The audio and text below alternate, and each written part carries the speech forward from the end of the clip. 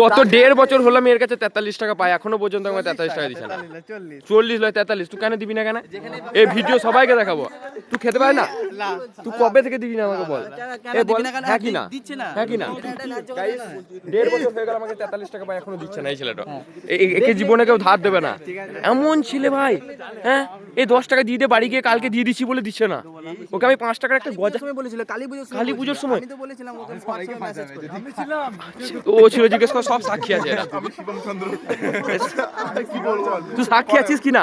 43 টাকা পাই, 43 টাকা পাই। হ্যাঁ গাইস 5 টাকার গজা খাইছি ওকে, যা তুই তাড়াতাড়ি টাকা দে। 48 টাকা ও এখনো টাকা দিছে না, কেন দিবি না? তুই মেলা চললি, তুই দিয়ে তুই কলকাতায় থাকছিস, খেছিস, ঘুরছিস, আর আমার 43 টাকাটা দিবি না? এই ভিডিওটা উড়িয়ে জুতুর। যাই হোক, আমরা এসেছি গাইস, এই যে আমাদের আমোদপুর স্টেশন। তো মোট কথা, তো আজকে আমরা এসেছিলাম স্টেশনে, আমরা এখন বোলপুরের মেলা চললাম গাইস, এই যে সব বন্ধুগুলো মিলে। তো এখন কি আর বলবো, দেখা হচ্ছে, দাদা ভাই।